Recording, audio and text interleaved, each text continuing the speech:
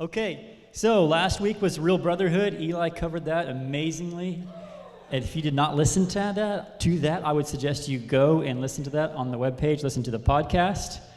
We are, again, covering core convictions of Chi Alpha. If you want to know who we are, what we believe, this is the stuff that has made us who we are, okay? And so tonight we are on that track, on that vein, looking at another core conviction of Sam Houston State Chi Alpha. And this tonight is very much something that has made us who we are. And will continue to take us where God has us next and be fruitful. So here we go. Okay. I got to kick it back just a few years to my freshman year to get us rolling. And I'm on Avenue H, walking behind the library towards the Coliseum. Education building's on my right, the Coliseum's coming up. I'm walking along, and it's a misty day, and it looks like it's about just to burst into a full rain. And this guy, Brian Gilbert, pulls up in his van. It was his college car that was actually kind of cool, like a van, not like a kidnapper kind of van, but I later actually took one of his seats and used that as a couch in my dorm room, a van seat, like an old Dodge van. But on this particular day, I'm going for this walk, and Brian pulls up next to me, and he says, "Hey, Bell." And this was the point where I have a twin brother, and nobody could tell us apart at that point, so it was just Bell. Instead of Jason or Josh, it was just Bell. And, "Hey, Bell, where are you going? Why don't you hop in? It's about to rain." And I was like, "Nah, I'm okay." He's like, "What are you doing?" I'm like, "I'm going for a walk," which was kind of obvious. And he's like, "Well, what? I mean, you just live at McCrae, just down the road. Let's hop in." And I'm like, "Nah, it's okay." He's like, "Are you okay?" "Yeah, I'm fine. "Okay. All right, dude. You sure?" I'm like, "Yeah, I'm sure." But by this point, I wasn't so sure. I was about to get in his van and go for a ride to my dorm, and then when he left, go out for my walk again. So Brian drives off, and I'm sure he's like, I don't know what Jace is doing today, or Bell. And what I was doing was I was going for a walk, and I didn't even know where I was going. So I couldn't act real cool with him. I was just, "Yeah, I'm okay. What are you doing?" "I don't know." I was just going for a walk because I was stirred in my heart. I'd been coming to Chi Alpha services just like you guys, and I'd begun to learn to read just a little bit. And I was reading some of the old dead guys that we like to talk about, and I was stirred up. And I felt compelled to go for a walk and think about God. Love him with my mind. Think about him, meet with him. But if you do that, people are going to ask you, "What are you doing? You need a ride?" Ravi Zacharias talks about this in The Dying Art of Thinking. It's a good brief article that he wrote. He said, "A person sitting at his desk and staring out of the window at work would never be assumed to be working. No, thinking is not equated with work. Yet, had Isaac Newton under his tree or Archimedes in his bathtub bought into that prejudice, some natural laws would still be up in the air or buried under an immovable rock. Blaise Pascal's Pensées, which means his thoughts, a work that has inspired millions, would never have been penned if he hadn't paused to reflect and think." But if you do that, people might ask you, "Are you okay?" If you dare to think. When I do those kind of walks, and that was one of my first walks at Sam Houston State of that kind, but I've done literally, I don't know, hundreds and hundreds of walks like that since, where I just feel compelled to get out, to pray on campus, to think over what I've been reading about, to love God with my mind. When I do that, though, now I don't usually go empty-handed. I'll take like a disc golf disc, just so people leave me alone. Carry a football, just have something, and every tree, and work on a throw, try backhand or something. But I'm not really there to do that. I'm there to meet with God, to walk and think and talk with him. If you asked me, if you tried to put into one word what I'm doing, some people would actually call that meditation. That kind of sounds a little bit spooky to me. And most people, they often have an Eastern kind of connotation when you hear the word meditation. And they picture somebody like with their legs crossed or they're humming or something like that, right? There is a great explanation of that. In the Eastern sense of meditation, what you do is you empty your mind. In the Western Christian sense of meditation, you fill your mind with thoughts of God, good thoughts of God. And meditation can be defined in this way: simply taking time to hear God's voice and obey it. Simply taking time to hear God's voice and obey it. So Dietrich Bonhoeffer, our dear German theologian brother, when asked why he took time to hear God's voice and obey it, he simply said, "Because I am a Christian." Like, shouldn't we all? Don't we all? Thank you, Bonhoeffer. Thank you. After all, it is commanded, and we see that in Matthew 22, 36 and 37, Jesus was asked this question: "Teacher, which is the greatest commandment in the law?" Some of you know this. Jesus replied, "Love the Lord your God with all your heart, with all your soul, and with all of your mind." Love your God with all your heart, soul, and mind. If there is one of those that is the most neglected, I believe it's the last one: loving God with our minds. I remember first hearing that and being stirred by it, but then also going, it feels intangible. How do you do that? What is that? But it called out to me, just like the deep calls out to the deep. You and I are made to love God with our minds. But it is right, it is okay to say, okay, let's go, but what does that mean? How does that look? Here's some help from the Apostle Paul on how that looks. The Apostle Paul called people to love God with their minds, and he spelled it out for his friends in letters that he wrote to them. And those letters are written to us as well, are pertinent to us. In Philippians 4:8, it says this: "Finally, brothers and sisters, whatever is true, whatever is noble, whatever is right, whatever is pure, whatever is lovely, whatever is admirable, if anything is excellent or praiseworthy, think on these things." Think on such things. Noble, right, true, pure, admirable, excellent, praiseworthy. That helps some. But I still go, oh, that sounds good. That sounds right. Love God with your mind. And that means to think on pure, praiseworthy, excellent, noble, right things. What does that look like? You feel that? I think we still have a bit of like, because we don't actually enter into that very much. We don't know that much about noble thoughts yet compared to what we one day will, or what we even could or should right now. We hear that and we go, oh yeah, that calls out to me, but I feel far off from that. That's okay. Just let it call out to you. Wonderful thing about the Lord, when he is calling out to you, he's drawing you, and with his calling, there's always provision. Say yes to him. Say yes to him all the time. Another letter Paul wrote, Colossians chapter 3, some more help on what it means to love God with our minds. Colossians 3, 1 and 2. "Since then you have been raised with Christ," he's saying this to his friends, "set your hearts on things above, where Christ is seated at the right hand of God." Verse 2, "Set your minds on things above, not on earthly things." How do you set your heart on things above? How do you become eternity conscious? Right there, verse 2, "Set your minds on things above, not on earthly things." Paul understood this. He understood that loving someone begins with thinking about them. We, I believe, intuitively know this, but often have a disconnect with God on this. When you have a crush on somebody, do you think about them? You can't stop, right? Okay.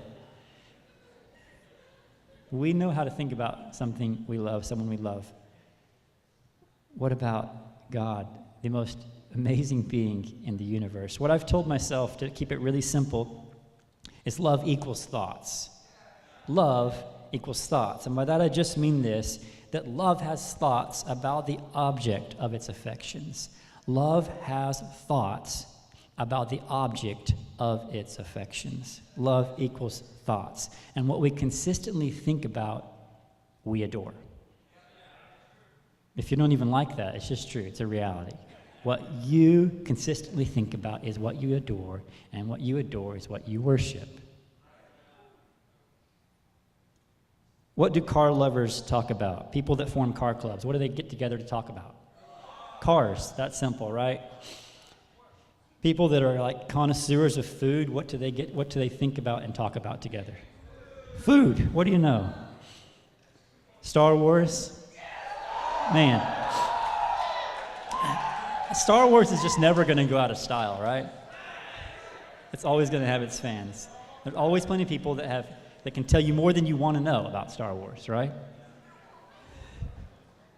What do stamp collectors talk about? Stamps. Why? Because they think about stamps. Where's my bird watching friend? Greg, where'd you? Yeah. What do bird watchers talk about? Birds. Because they think about birds. Pokemon fans. You have some thoughts about Pokemon. Go Pokemon. Okay, so we see this. What you love, you have thoughts about, and therefore you talk about. Out of the abundance of the heart, the mouth speaks, right? So car lovers talk about cars. Food connoisseurs talk about food. Star Wars fans talk about Star Wars. Christians talk about what? What do Christians have thoughts about? There's a bit of a gap between how well you answered on Star Wars and how well you answer on. Out of the abundance of the heart, the mouth speaks. I was hanging out with a friend that's become like a really good brother, but this is like early on. We're just talking, small talk, and I'm trying to get to know him, and he's from the Houston area, so I asked him if he likes the Texans. And I knew he liked the Astros, but I had not heard him talk about the Texans. But I was like, you like the Texans? Oh, yeah, man. And I was surprised by his enthusiasm. I was like, oh, okay, cool. Let's talk about the Texans. And I said, well, what do you think about J.J. Watt? And this is pretty early. This is earlier in J.J. Watt's career. And I think he like all pro just once. He'd be kind of just coming out, and it's like, dude, I can't believe we had this guy. He's the premier defender, and like, he's it. And I started talking about it, and he's like, who? I'm like, J.J. Watt. He's like, I haven't heard of him. The conversation is suddenly over, at least as far as the Texans, right? And I'm taken back a little bit because I'm like, the way he responded, I thought he liked them. Maybe he loves them. But no, he has no thoughts about them. He doesn't even like the Texans. Alexander McLaren says this about our thoughts. They are so significant. Listen to this. Listen closely. It's a bit long, but I'll read it to you in 3 parts. One looks around the world and all these solid-seeming realities of institutions, buildings, governments, inventions, and machines, steamships, and electric telegrams, laws and governments, palaces and fortresses. They are all but embodied thoughts. One looks around the world and all these solid-seeming realities, like institutions, buildings, governments, inventions, laws, governments, palaces, fortresses, they are all just embodied thoughts. If that doesn't bring you along, he goes further. There was a thought at the back of each of them which took shape. So in another sense than the one in which the saying was originally meant, but yet an august and solemn sense, the word is made flesh, and our thoughts become visible and stand around us a ghastly company. Yikes. Further explanation. Sooner or later, what has been the drift and trend of a man's thought life comes out, flashes out, and dribbles out at other times into visibility into his actions. And just as the thunder follows on the swift passage of the lightning, just as thunder follows lightning, so my acts are neither more nor less than the reverberation and afterclap of my thoughts. What we love, we think about, and our actions prove it. Margaret Thatcher, famed British Prime Minister, understood this. She said, as well as many others have said, but she's a very notable person that said this, our thoughts lead to our actions, and our actions lead to habits, which determines our character, which determines our destiny. Thoughts, actions, habits, character, destiny. Some of you have heard this. I'm glad you have. It's just so true. You can look at anybody and you can tell them, you can be future readers. Well, if you can know what somebody consistently thinks about. You want to know where you're going to be in 20 years? What do you consistently give your mind to? What is it that your mind goes to and you can think about whatever you want to think about? They'll tell you a lot about where you're going to be in 20 years. For some of you, that's not actually a good answer right now, but it can change tonight. Speaking of destiny, there's no better way to put it than this. I love to say it this way, that our minds and God were meant for each other. Your mind was meant for God. Our minds and God were meant for each other. He gave us the minds that he's given us. And let me tell you that we barely get started. There's so much more capacity in our minds than we use. Our minds and God were meant for each other. So what are you thinking about? What are you thinking about? Kurt Harlow tells this story. He was the speaker at SALT last year, or the last winter conference we had before the World Mission Summit. And Eli and Mary's campus pastor, way back in California many years ago. But he's like a dear friend and a brother and part of our heritage. And he tells this story. It's a funny story, but also kind of a sad story of he's always he has a history of, like, with his kids, always being very close to his kids' friends. And their home was always like the place to be in the neighborhood. Like, he and his wife were very purposeful in that.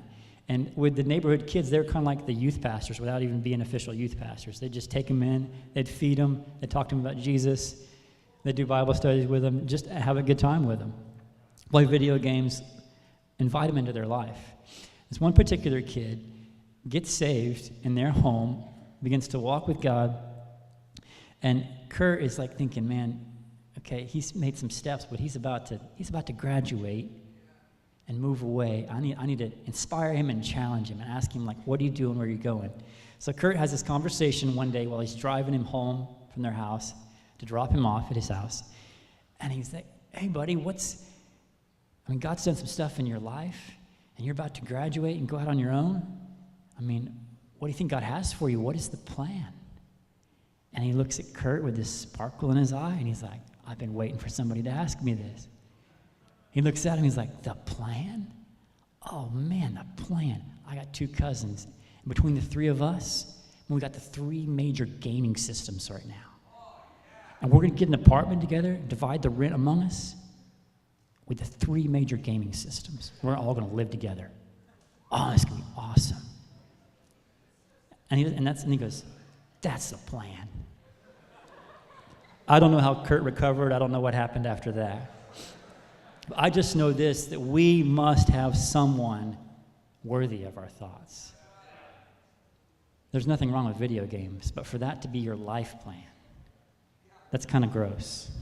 We must have someone worthy of our thoughts. Our minds were meant for more than so often what we give them to. Some of you are here, even tonight, and you go, yes, that resonates with you because you have with you right now a dissatisfaction that tells you that. You've already got enough experience to have made the plan, achieved the plan, and thought, this is not what I thought. These 3 major gaming systems aren't all that. So to speak, you know what I'm saying? But you are like the rest of us. We have these tendencies. We find one thing, we try it, we go after another. So before we cram something else into the hole that we have in our hearts, we should listen to C.S. Lewis. He said this, if I find in myself a desire which no experience in this world can satisfy, the most probable explanation is that I was made for another world. Can I read it one more time? If I find in myself a desire which no experience in this world can satisfy, the most probable explanation is that I was made for another world. Paul was right. Colossians 3:2, set your mind on things above. We call that being eternity conscious, not just aware of the material and the temporal, but realizing that we aren't even home yet. We're made for another place. We will set our minds on things above. This is sometimes countered by people saying, yeah, but could it be that I could become so heavenly minded that I would be no earthly good? I don't get to hear that as much as, well, I don't like to hear that, but when I do hear it, I like to hear it. And I mean by that, I mean this, that I just always want to challenge that and say, just do that. Just go ahead and do that. Just go ahead and become so heavenly minded that you are no earthly good. And you'll not find that to be the case. G.K. Chesterton did wonderfully counter that statement, so heavenly minded, you're no earthly good, by saying, it's far worse to be so earthly minded, you're no heavenly good. Right? Leave it to Chesterton. Maybe you say this, I have tried, and Jason, I do see where you're going tonight, but I have tried to read the Bible and consistently failed. It is very challenging for me to read. If I'm very honest, I would say that it's boring. I've even tried some of the ODGs, as you guys talk about, the old dead guys that have gone before us, and not yet found them to be what you guys consider them to be. And you would even say, I think, and you wouldn't want to say it loudly, but you'd be like, yeah, I think they're kind of boring.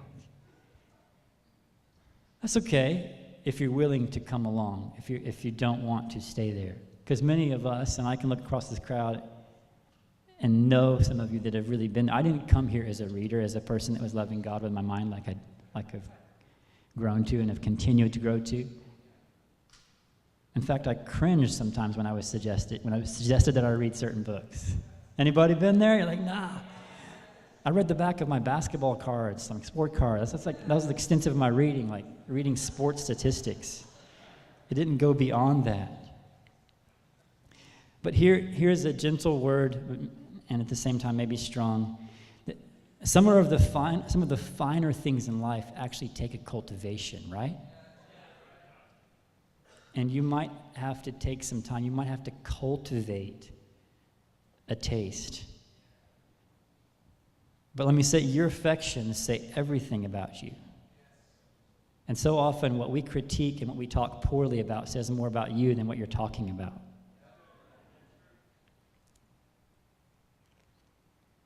If you prefer ground beef to steak, that doesn't mean that ground beef is better, right? It just means that you got bad taste or you've never had a good steak. Right? So it follows that if you are bored with thoughts of God, maybe you have bad taste or maybe you've never really met him.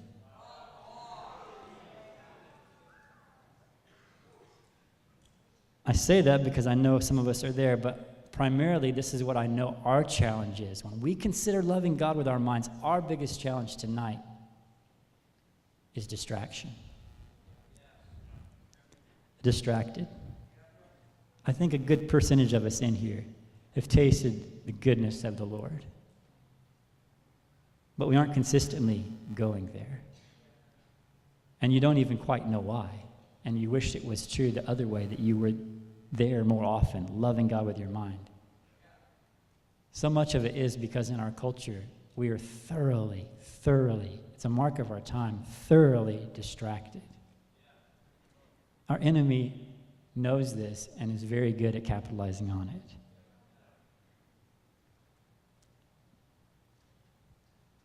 Your phone is not always your friend, right? I have so often come home and I'm like, I have to take that phone and I have to find a place for it and leave it there and say, you're not coming back to this for a couple hours. And you know what I do? I find myself walking back in there like a robot. What am I doing? And I put it down. It's not lit up. It didn't buzz. Nothing happened. But I'm just like, right? That's us. That's us in our culture at this time right now, right? And the truth is, we have to be really aware of this because you will get a better hit of dopamine from another like of your most recent post It'll be more arousing to you than sitting down with a good book, if you've not done that yet. It will take longer for you. With a book, you'll have to wait, and you have to say, Lord, I'm going to do this. I know you're worthy of my thoughts. I know there's no greater thing that I could set my mind on. But it's also true that God is not cheap and he is not easy. And he'll let you just pick up your phone over and over again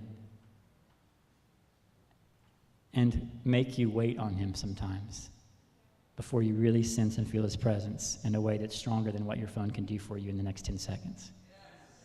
Right? So we know that, but we got to be aware of that. It's a real tactic for us to not meet with God, to not love him today.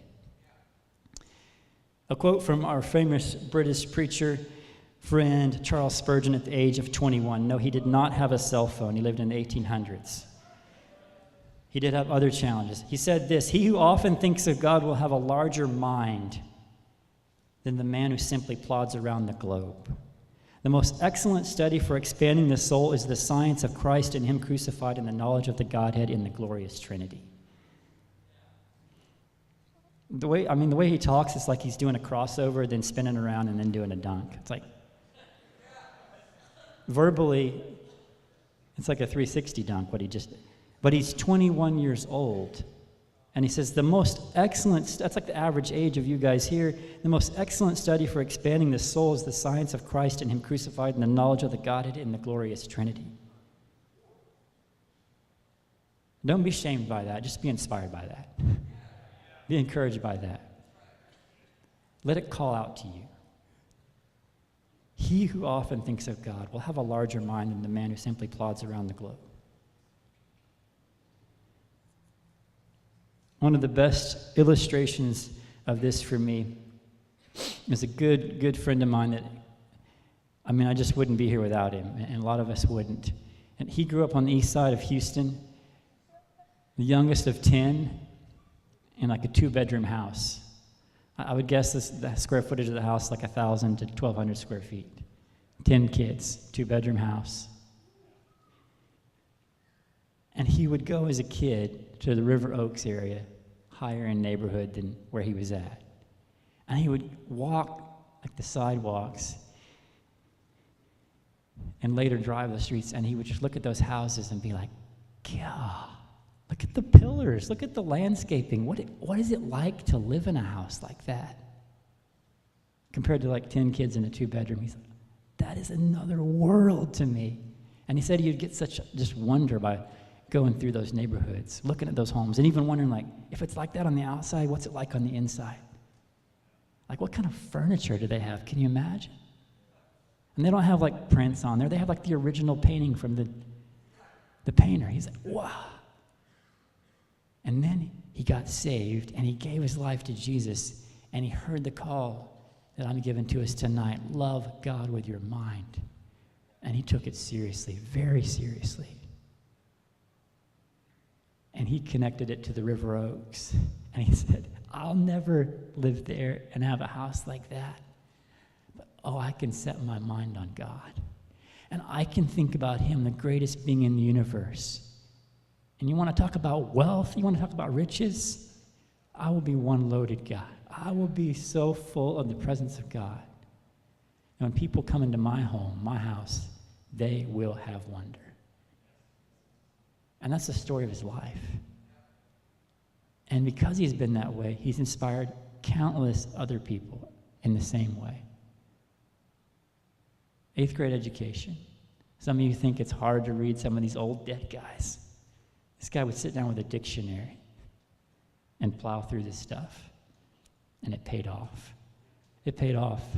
You wouldn't be here without him. To bring it even closer, I want to tell you about Josh Nicholas' story. He's a guy that went to Sam, Bearcat, fellow Bearcat.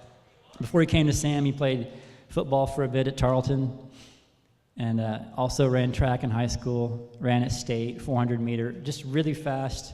Josh is just fast and strong. Like, just don't get in a fight with Josh Nicholas, okay? But years ago, we went to the Waco Library book sale that Eli talked about a while back.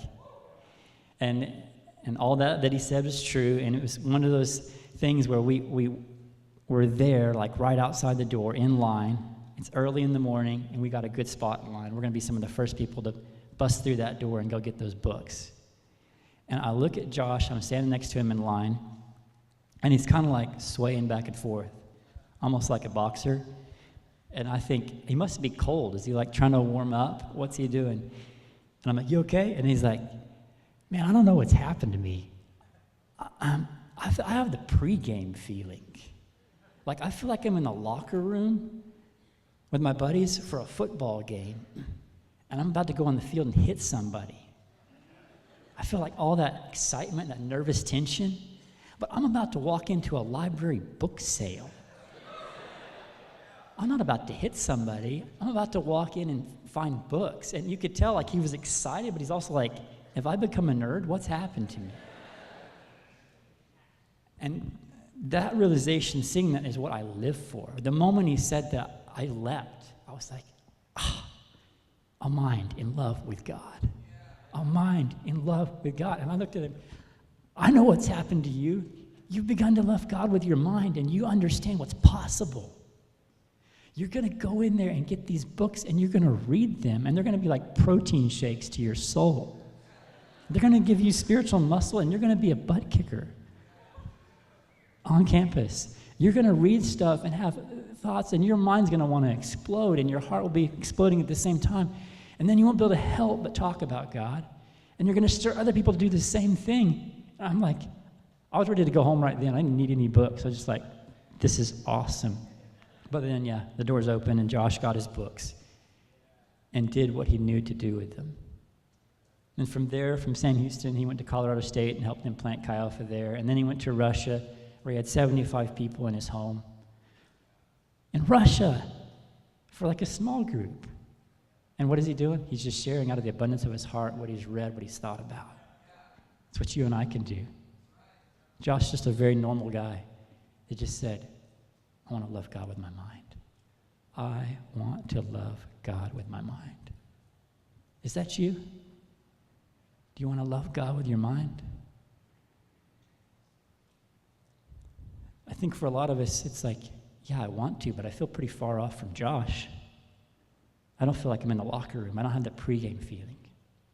You don't have to begin there. You just, as I said earlier, say yes. Even if it's a mental assent tonight, you say, I feel nothing, but I know that's right. I know that's true. I say yes. I want to love you, God, with my mind. I want to love you, God, with my mind. Here's the first thing we do tonight, and I think this is applicable to every one of us in the room. If you've not begun to ever set your mind on God, you can begin tonight. But if you have, there is a whole lot of room to grow. God is an infinite God. We've just begun. There is so much more to think about him. There's so much more opportunity for us to love him with our minds. The first thing we need to do tonight, if it is true that what you love, you consistently think about, maybe we need to apologize. If we've claimed to love him, but so often had no thoughts about him, and therefore nothing to say about him.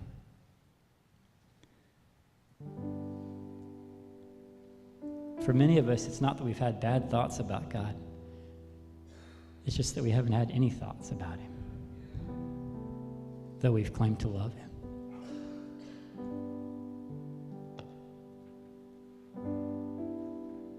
Can you pray with me?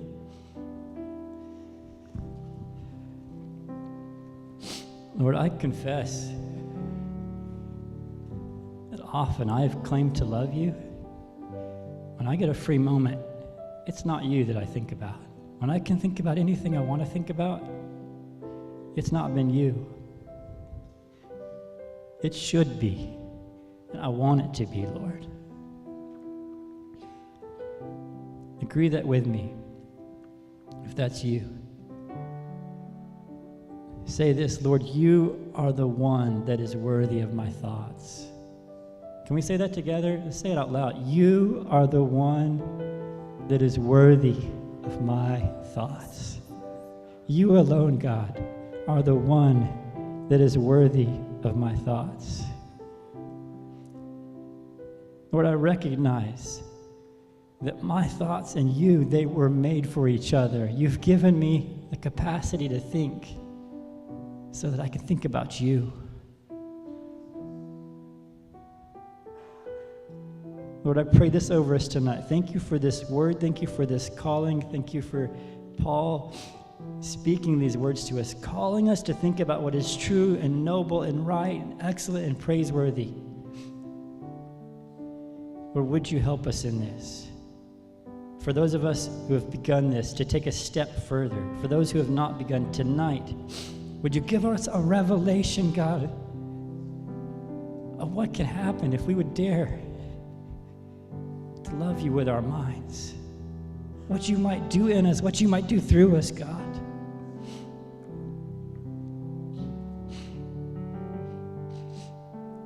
Yes, Lord. Yes, Lord. Help us to love you with our minds, God.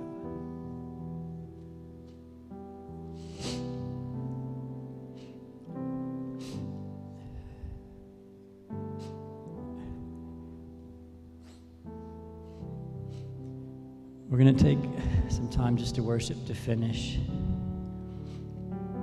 Some of you have more to talk to the Lord about here. I want to give us some guidance, though, before I step down and say that a common response to this is to feel tugged in your mind and in your heart and say, yes, Lord. But then to tell him something you're not going to be able to keep up. And you tell him tonight, Lord, I'm going to read all the New Testament in this next week. And what you need to do first is just create a space and a time to meet with him. That just means answering two questions. Where, God, will I meet with you? And I'm talking about a physical location that is free from interruption and without your phone. And then a time. When? What time in the day? What block of time am I going to give to you? We must create a time and space to love God with our minds.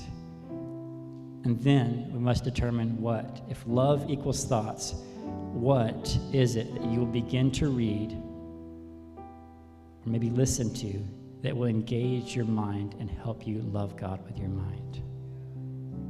So it needs to be particular enough, and your resource leaders, your small group leaders are ready to help you in this, but you need to determine what book of the Bible you're going to read, or maybe what portion of a book of the Bible. And I would encourage you to do this too. And if you don't know anything, I can help you. Ask somebody that you came with, ask a small group leader. They can give you books of men and women of God that have gone before us, that have loved God with their minds. And you'll read them, take time with them, and they will inspire you deeply. But if we're going to do this, figure out where and when, and figure out what you're going to start with, what you're going to read. And then maybe get that Spotify playlist, if you can do it without being interrupted. And we're going to love God with our minds this semester. And just who knows what the Lord could do through it. Let's finish by worshiping him. And some of you, it would be right for you to come up and to seek him and make a fresh commitment here. And if he hasn't yet spoken to you, you haven't yet determined where and when. Determine that. Write it down. Share it with somebody before you leave here.